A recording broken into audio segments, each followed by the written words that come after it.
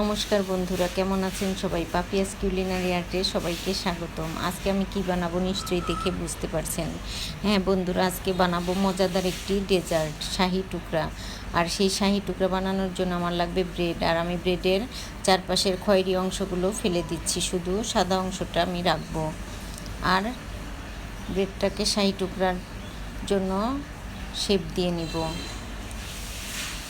আসলে শাহি টুকরাটা খেতে খুবই মজাদার এবং বানাতেও তেমন দেরি হয় না। একটু সব কিছু রেডি করে গুছিয়ে নিলেই তৈরি হয়ে যায়।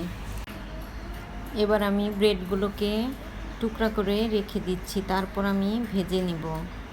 আমি আজকে 6 পিস শাহি টুকরা বানাবো। এজন্য আমি প্রথমে কড়াইতে ব্রেডগুলো দিয়ে দিচ্ছি, তারপরে এপিট ওপিট করে ভেজে এবার আমি ঘি দিয়ে দিব। আসলে আমি তেলে ব্রেডটা ভাজবো না, কারণ তেলে ভাজলে তেলটা অনেকটাই ব্রেডের গায়ে লেগে থাকে। কালারটা অবশ্য সুন্দর আসে, কিন্তু তেলটা অনেকটাই লেগে থাকে। এই জন্য আমি ঘি দিয়েই ভাজবো। ঘি দিয়ে ভাজলে এর স্মেলটা অনেক ভালো আসে এবং খাওয়ার সময়ও দারুণ লাগে। এজন্য আমি সবগুলো ব্রেড ঘি দিয়েই ভেজে নেব। আমি সবগুলো ব্রেড ভেজে তারপর তুলে নিচ্ছি। এই ব্রেডটা ভাজা হয়ে গেছে। এভাবে আমি সবগুলো ব্রেড ভেজে তুলে নিচ্ছি। এবার আমি গলাবাটি চিনি দিয়ে দিলাম। আসলে খুব একটা শিরা লাগবে না, গলাবাটি চিনি দিয়ে আমি ওই গলাবাটি জল দিয়ে দিব। আর শাহি টুকরার জন্যে শিরাটা তেমন ঘন হবার দরকার নেই, বা 1 তার 2 তারেরও দরকার নেই।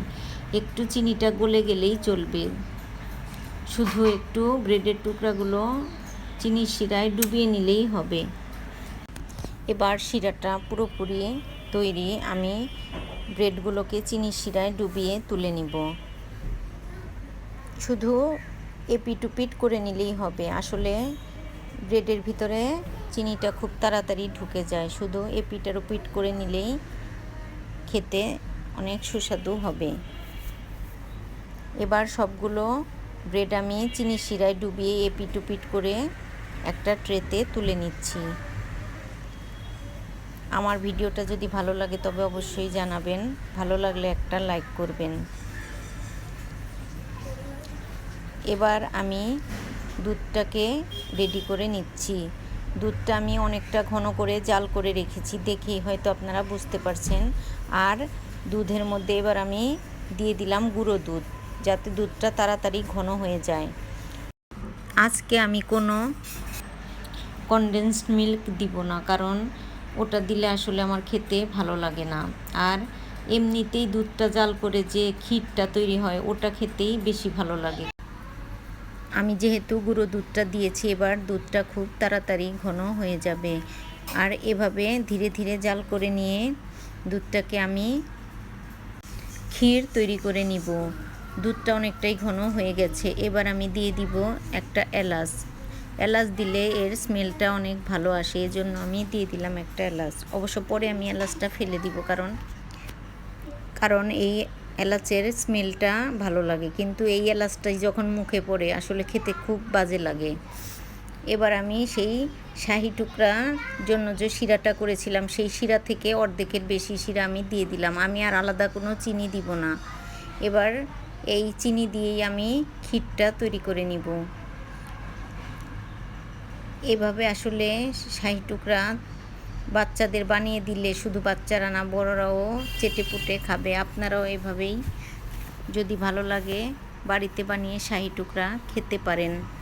এবার আমার ক্ষীরটা তৈরি হয়ে গেছে এবং আমি নামিয়ে নিয়েছি। আপনারা চাইলে এই ক্ষীরটা একটু ফ্রিজে রেখে ঠান্ডা করে তারপর শাহি টুকরার উপর দিতে পারেন।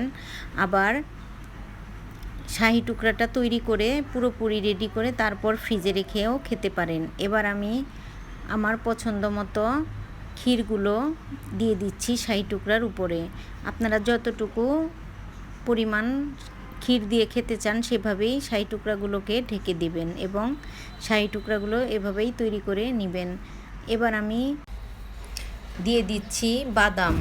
বাদামটা ছোট ছোট টুকরা করে আমি দিয়ে দিয়েছি, যেটা মুখে পড়লে খেতে ভালো লাগবে এবং দেখতেও ভালো লাগছে। আমার তৈরি হয়ে গেল অনেক মজার শাহি টুকরা।